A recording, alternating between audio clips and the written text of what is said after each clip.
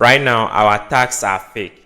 Let's make them real. So we'll create a state here called task to hold our task.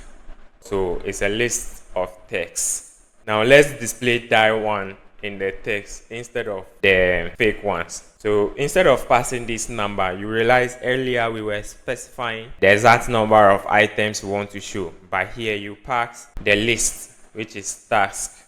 So this one require another importation. So just put your mouse on it and then it will import it for you, which is this guy. So our text, let's add some padding to it so that it doesn't become too close.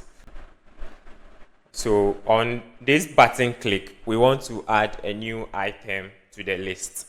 So to do that, just call the list. Since it's a mutable list, you can call the add function and then pass the task to it. New task. So I'll say task.size plus 1. That means anytime I click on this button, I want to count the number of items in the list and then add a new one to it. That's what is happening here. So now let's run the application. So unfortunately, we are not using this component yet. So you need to copy this one and bring it to the main activity. You can clean up this one, remove all these ones.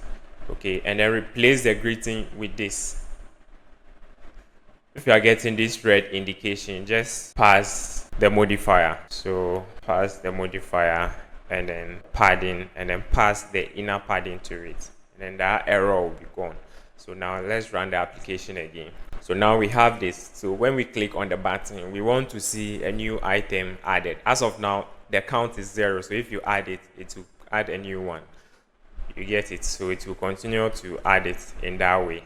We can see that the add and then the list, we are showing the list and then we are adding the button and it's working all right.